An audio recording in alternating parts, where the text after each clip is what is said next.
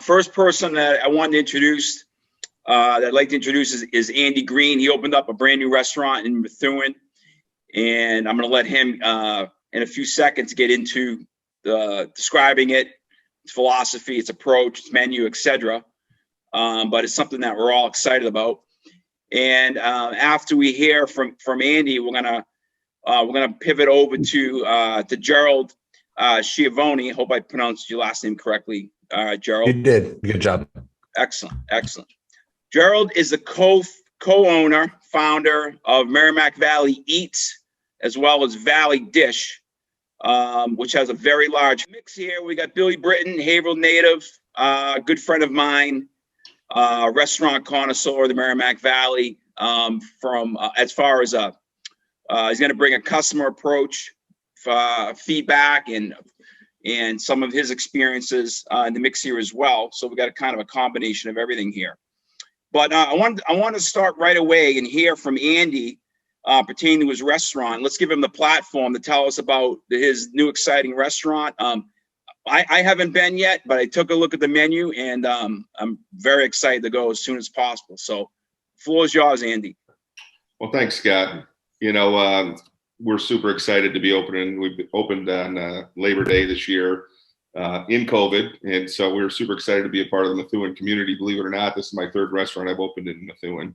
You know, I've opened the Texas Roadhouse right next door 21 years ago, and 25 years ago, I opened the Bugaboo Creek in the Loop Mall, which is no longer there now. It's Margaritas. So I know the area well, and so I was excited to get an opportunity to open my own store. You know, after 25 years in the restaurant business, working in casual dining restaurants, and so we knew the location was a home run, and you know, so I have a business partner. His name's Rick, and we got together when I left Texas Roadhouse after a good 20-year career.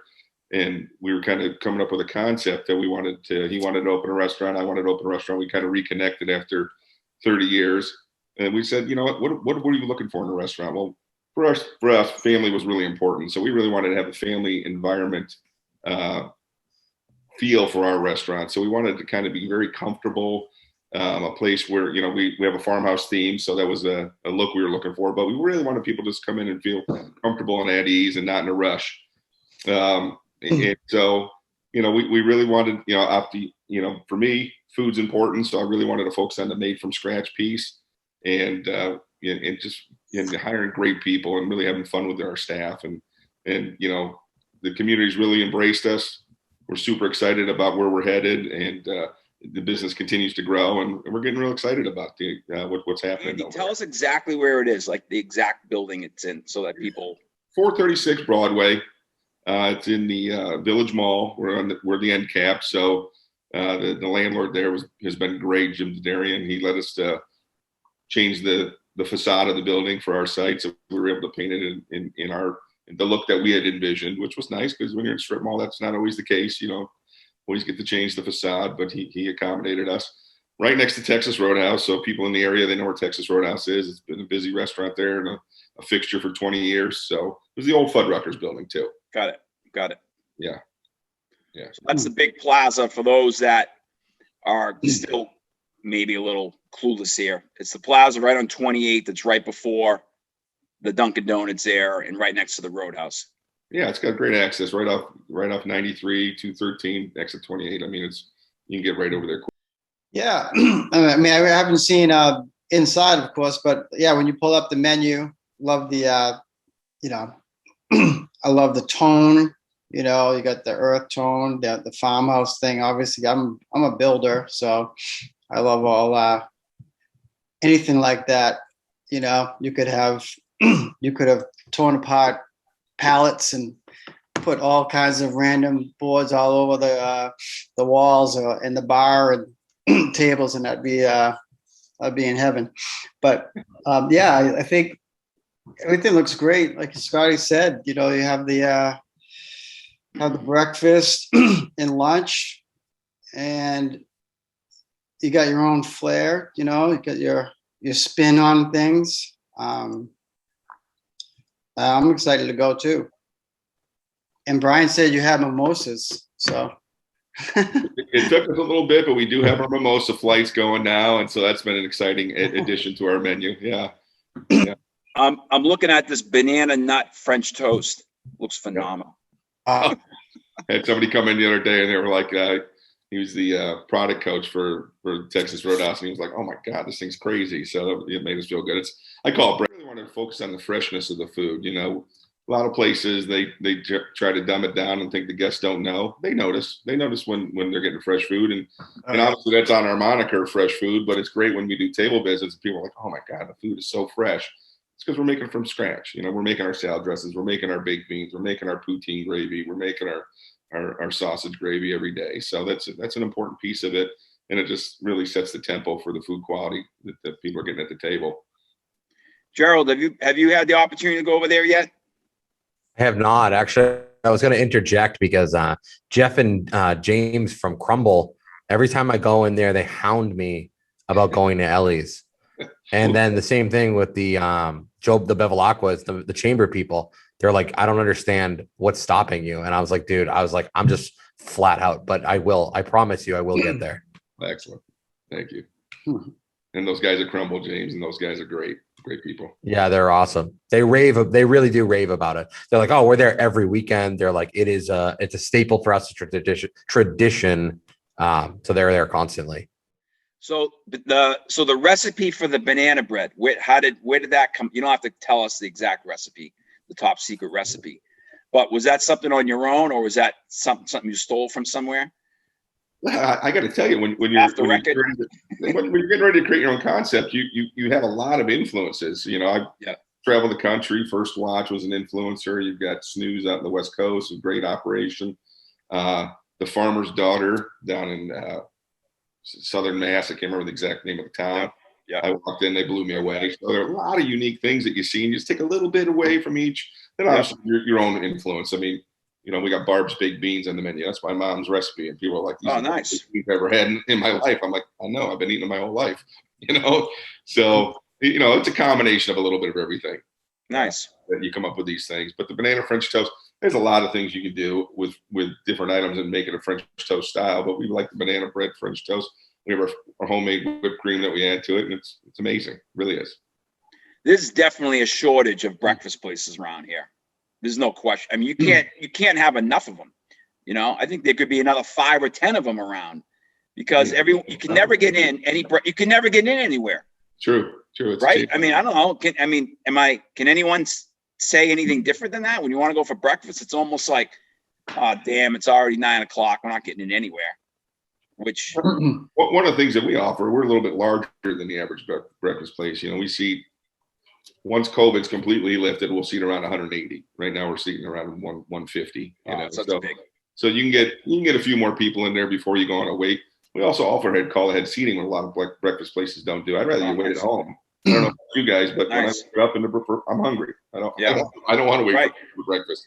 Yeah. So, you know, we put a call ahead seating in there to allow people to wait at our top sellers, and it's no surprise there. That's the standard breakfast items: the Farmhouse Platter, the Farmhouse Classic, the Rick's Pick. Those are the basic ones that are our highest volume. But we offer big sellers, like you talked about, the banana French. Any of the griddle items are all huge, very high volume. Nice. But you know, the Baja Grill, any of the stuff that we have barbacoa on, the tacos, the Baja Grill, the Baja omelet, amazing. Tremendous feedback on the Mediterranean omelet, the veggie bowl. Like, people come in and they go nuts for that thing.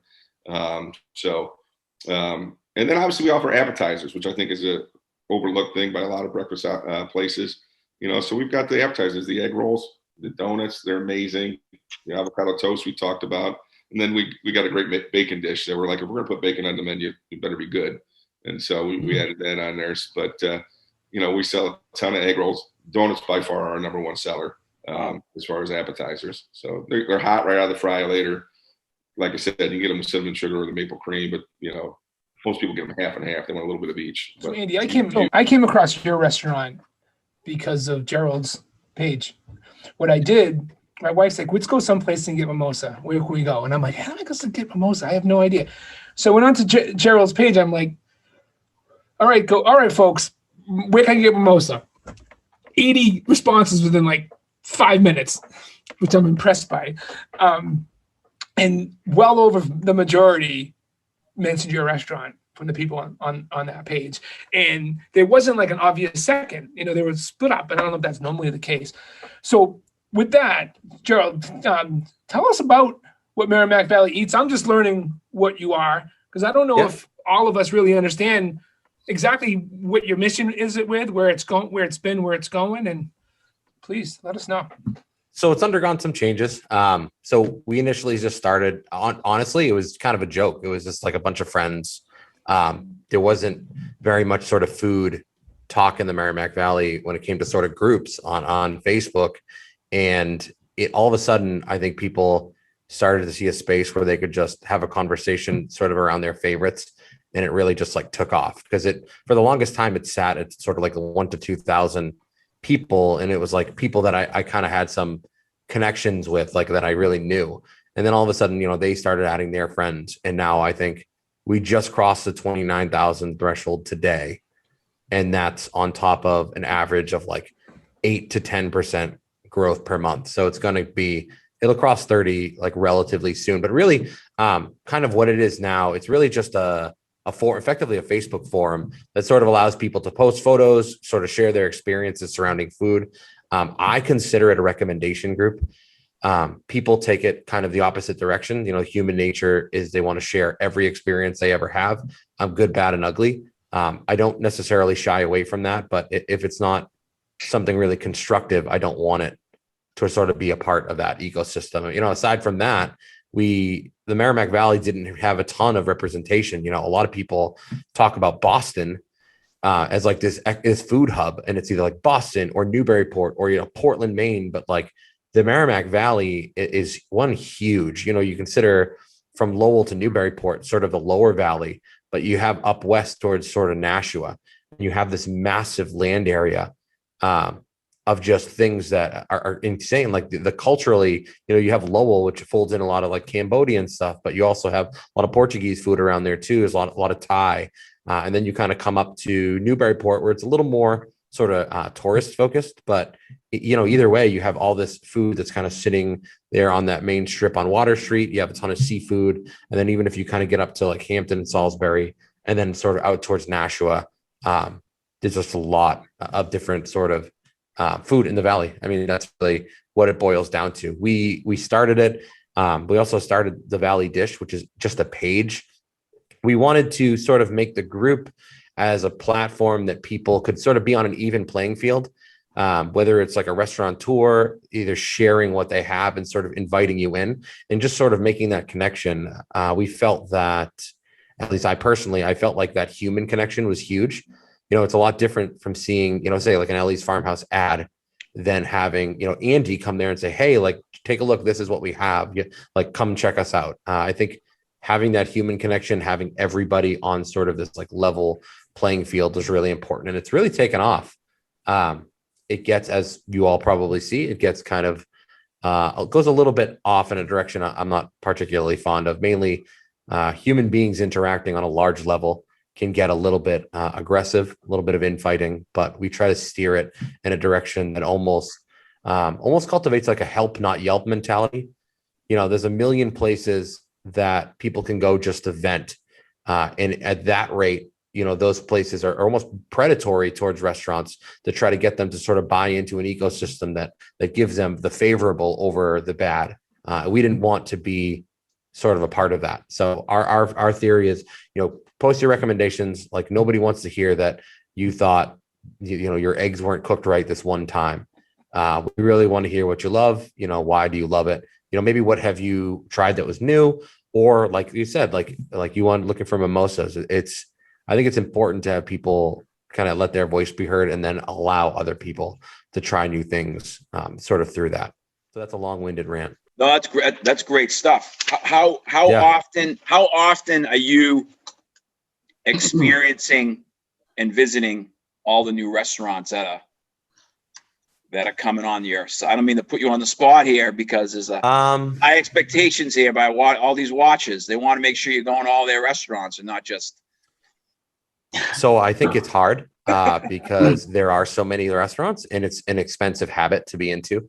But I try to eat at least right now, currently, probably more like once a week. Pre-pandemic, probably 3 to 4 times. How often I mean, trying the new ones? Are you trying to once? I mean, there must be how many new restaurants coming onto that a week? There's got to be it's insane. It's got to be 1 or 2 a week, or is it 10 a week? New ones. I mean, so if we just look at like, just for like a technical perspective, if you look at common victualers licenses in just Haverhill alone, there's over 100 places to eat. wow. Just out of that, the 20% of them are pizza shops. I did the math with like the planning commission or whatever, and it's like $6.5 million a year just in pizza alone. So it's like this restaurant scene in the Valley is massive. And you consider Haverhill being relative terms in like metro area is smaller than like say Lowell. I think Haverhill's just under 80,000 people, where Lowell's like over 100. Yeah. So you talk about population density, there's way more places in Lowell. Even Newburyport's packed with places just because it has that, aggressive tourist feel, and it comes to sort of a premium. But like then you have like even Nashua, there's just like no way for me personally to get there all the time. So I think that's what's cool about the group though, because like it really doesn't matter. I could not post in there for 3 months, and maybe 4 people would be like, "Hey, I wonder where this guy went." But it's really kind of everybody else's experience that's highlighted. Because even my posts, like I can see the data, like some posts shared from like the Tuscan Village or something got like 50, 60,000 sort of interactions, which is just one post. Me personally, I get like 200,000 to 300,000 ish. And that's just generic, like clicking and people viewing it. So it's cool that the sort of the group can kind of have its own legs and doesn't need to involve me necessarily, aside from the moderation portion. Whereas sort of the other side of the coin is the Valley Dish, which is, sort of a side project, which is effectively my publication. If you want to follow that and sort of get like column style, that's going to fold in sort of video, podcast, and audio, and almost like that publication style journalism aspect of it. But that's like me and whoever I'm sort of bringing on. Whereas, Merrimack Valley Eats, the other side is just the forum aspect of it. But there's a lot of places to eat, hundreds and hundreds around. And just, Ellie's, Andy, you opened during the pandemic too. So it's like a lot of these places are opening without even, like, you didn't even have a dining room open, right? At first, were you just takeout? No, we opened with the dining room. Okay. But yeah, we opened in COVID. You push all your chips and you sign your lease, and then COVID hits. You're like, oh my goodness, and you just make it happen. Yeah. It definitely affected some of the decisions we made for sure. How we designed the building and stuff like that. Some of the food choices we made, but you just got to make it happen. And we had a great team. And then we're not the average breakfast place. I mean, it's spacious in there. The tables aren't on top of each other, so because it's long and narrow. There's not always a table right next to you. So you don't, and then we've got the high ceilings. This used to be a bank way back when. So, you got 20 feet ceiling. So it feels a really open and bright environment. We've got some skylights that are in there. And so. My question to Andy is, because both of you guys may be thinking this. So Andy, how do you analyze your customers? So I got you from Gerald's site. So are you advertising? Are you putting stuff out there and just various social media? What are you doing to business development? A little bit of advertising, sure. We did it in the local papers, the Methuen Life and the Salem paper, the combination there. But mostly it's word of mouth. And it's interesting to hear both of you speak because, in this business, the weekends are going to be busy. It's the Monday through Friday that takes about a year to break people's habits because they do have loyal relationships with other places. And we're just hoping that they come in and try us once and like us, and then maybe we can win them over and we can become their favorite place. And I got to tell you, Merrimack Eat, your website, Gerard, it's just been fantastic for us. I mean, you guys have a passionate following, and, we've been on the receiving ends of both sides, but, it's fair, honest feedback, and it just gets the banter going. And it trust me, I think no more than your website alone has brought people into our place. really, when I talk to That's people. awesome. Because I always ask them, have you been here before? No. How'd you hear about us? Some people are like, hey, we were driving by. Some people, word of mouth from a friend. But social media is crazy nowadays. And this local website that Gerard set up, I mean, it is powerful. It's a powerful tool. Yeah. And if we get them in, that's all any business wants. It's just when you're opening a new business, come into our place and let us do our thing. And if you like it, you'll come back. That's really what I meant too. And I said word of mouth too. It's not even like it's total social media, because it's this weird thing about people loving to suggest what they like. You know what I mean? Like, why is everyone pounce on, when Brian asked about, who's serving up mimosas, where can I get? Everybody likes to be the person that suggested that place. Like there's a reward behind it. Like they're going to come back on Facebook the next day and like, you were so right. Like our mimosas were amazing. And because we went there, but there isn't any, but people love to be Recognized. their idea. You know what I mean? And that's the bad part about social media too, right? When he's saying like the negative part is the arguments because no, I'm right. This is the best. Because me and Scott would look at some suggestions and be like, I can't even believe what they suggested as like the top Italian restaurant around here, or where they had the best steak. Like we wouldn't even walk into a place like that because people's palates are just different. You know what I mean? Like they'll go, it could be a lot about money. But there's places that people are talking about online that we'd never even walk into. And they have the best spaghetti and meatballs, they have the, their steak tips. I don't know what they do. Like we would never go there. Scott would take one bite and be like, that's freaking rubber. Yeah. Oh, and like these guys are like, or like fish, like I am not going to eat something that way. This waft of fishiness like comes in front of my face. You know what I mean? Like, because we're so spoiled and we pay for it that, by all means, like I would suggest all my, all our, ventures, like, oh yeah, if you want this,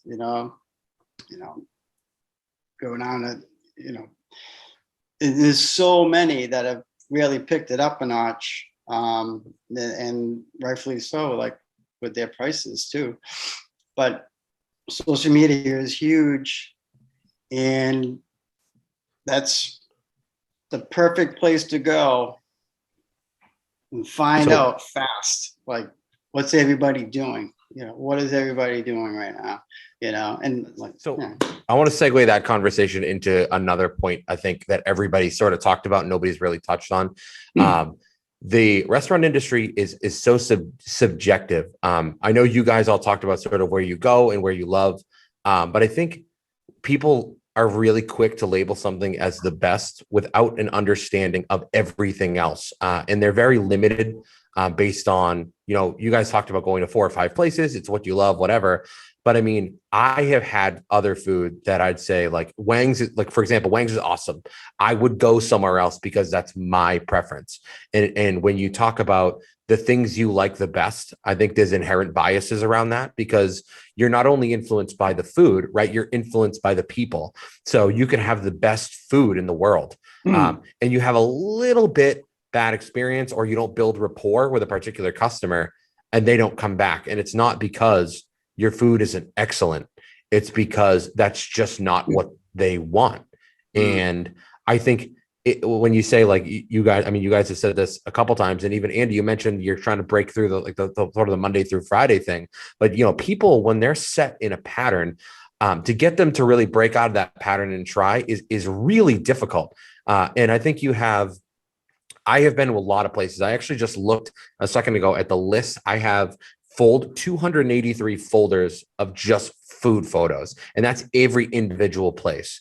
So it's like I have been to so many places. I can say what my favorites are personally, but to get somebody to sort of step out of their comfort zone a little bit and to try it is really difficult because, it's a money thing. Oftentimes people don't want to spend the money. And if like they go somewhere that you recommend and it wasn't exactly what they expected, like even if you talk about Salem, specifically New Hampshire, you talk about Trattoria Amalfi's and then Ralphie's are two very good Italian places, but have fundamental differences in the taste of their food. And you have two sets of people that prefer one towards the other. And I think people are very quick to say this is better, but they really don't. It's really not better. It's really what they prefer. And I think it's really difficult to cut through some of that language. And I have a lot of trouble with it in the group, is that people are so limited to their own perspective. They don't, like, somebody saw a menu today, legitimate a menu posted, and they were like, this sounds awful. And it's like, it's frustrating because they just don't. It's how people are. It's how, right? Yeah. Right, Andy? It's human nature. Just to talk about sort of your knowledge of what has worked and not worked in the last 10 years, what would you say is the obvious thing that, hey, that restaurant just, here's what it missed, whether it was obvious service, whether it was their menu? What are you seeing as the obvious variables that they're just not hitting? So I think a lot of stuff has drastically changed in the past year. I would say people's experiences lately, they're a lot more subject to criticism because of the pandemic. Before, I would say I would see more comments on service versus the food. Right now, it's weird. I don't know. People are with being locked down for so long, everything being shut down the way it is, I think people are more hypersensitive to little things that maybe don't necessarily matter as much. Because I think waiting, I would see a complaint about somebody waiting 15 minutes, but it's like, you have so many other factors. I think people are just lacking empathy lately right now. And I think some of the best restaurants have sort of gone by the wayside because they lack connecting to their actual audience. And I think a lot of factors, like you even mentioned, font of the menu or shortness of the menu, it's little things like that that have that sort of initial hook that get people sort of in your door, and then you building that rapport with them, and then obviously good service, good food. But I think you don't have to necessarily have the best of the best. If you treat people well, you have good service. People are, like I said, they're locked into their own biases in that regard.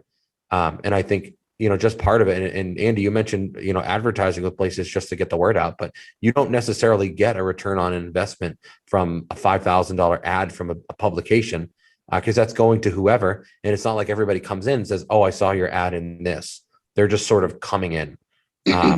It's a lot easier for me to quantify things digitally because I can see a number of people that see it. I think that's another hard part in sort of the sphere of what it takes to really situation actually at Ellie's. Nobody had said anything to you guys. This was like when you first opened. I don't know if you remember this, Andy. It was like ridiculous. It was like burnt toast. Burnt toast. Yeah. We remember. And somebody posted and I was like, did you say anything? And they were like, no, like flat out. And they were like, no, I won't say anything and I won't go back. And everybody sort of came out like, are you insane? Like, are you nuts? And then some people were like, oh, they were like, a couple people were like, oh, you don't have to say anything to come here and post, but no, you do. Like if you're going to say something, if you're going to have something to say, if it's not like genuine constructive feedback, I don't want it on my platform and I'm not going to allow it. Like I said, help, not Yelp. If you're going to say to the place like, hey, look, this toast was burnt, like either say it there, email them after or something. Like if they don't know there's a problem, and I'll use this mentality till the day I die. My kid, if he kicks somebody, a lady at school or whatever, and they form a Facebook group and just talk about it with each other, my kid's going to end up growing up and be a jerk. Cause like I never get the opportunity to fix a problem that I don't know is there. Like, and like these service interactions are two-sided. You know what I mean? Like these people that get bad stuff at Walmart, like for example, they'll do it 1,000 times. And they're like, whatever. They'll go to McDonald's, whatever. Oh, there's no onions on my burger, whatever. It doesn't matter. They go around next time, nothing. Yet they're so quick to go on a website and just absolutely lampoon like a small business for what? For burnt toast? And I know for a fact, I don't think that person's in the group. I don't care, honestly, if they see it. If they don't like it, whatever, this is my platform, you can leave. But like, if you don't have that mentality that you're going to genuinely try to help, and maybe it's like, hey, like I got this burnt thing. I talked to Andy, like they super understood. Like maybe the cook is going through a divorce. Like people are people, you know what I mean? We're all subject to these mistakes. And I think the mentality of a lot of people is so high, it's actually higher than they hold themselves to. And that's sort of what I'm dealing with. And I see it all the time. It's like, you're not going to go somewhere because they burnt your toast, yet you burnt your toast 6 times in a row because like you had something happen in your family. You just weren't paying attention. So it's like, again, the nature of food is like, you're subject to one thing going wrong, and then the whole experience is just a bust for somebody. So I could rant about that for 3 hours. Before we leave, Andy, why don't you maybe give a few highlights of the restaurant, and we'll end from there. Well, I appreciate the time, guys. Nice talking to you. And I got notes of some of these restaurants I got to go to that I haven't heard of. So, word of mouth matters. So I appreciate it. I think just to close, at least gives you a unique dining experience. We've got fresh squeeze OJ. A lot of places don't do that. We've got specialty coffee drinks, cappuccinos and lattes. So I know Scott talked a lot about the value menu pricing, but you can come there and have a great time. You can get appetizers. You can hang out there.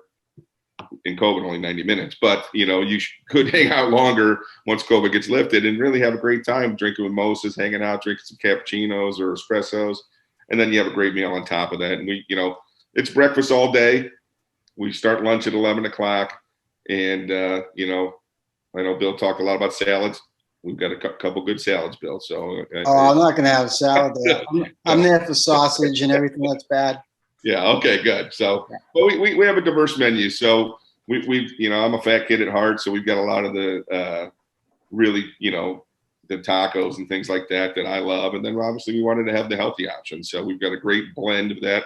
We've got our own gluten-free section. So for people who are gluten-free sensitive, when I went out and chose a gluten-free bread, I brought my friends in who were gluten, and I said, all right, here's some options. Pick a good one, because if we're going to make that commitment to have a gluten-free bread, I wanted it to be good. And then we have a separate grill that we can cook gluten-free on, so we really can take care of any of the allergy concerns that people have nowadays. So and then like I said, it's just a spacious, laid-back atmosphere, great people there, and the food's fresh. So I appreciate you guys' time. Yeah. Fun tonight.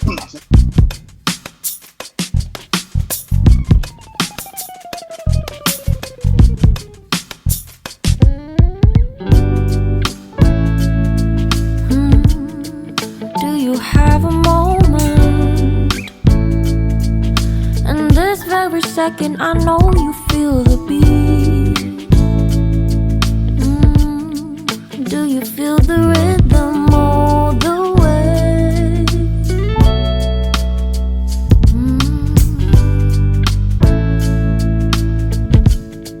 Can you see the vision?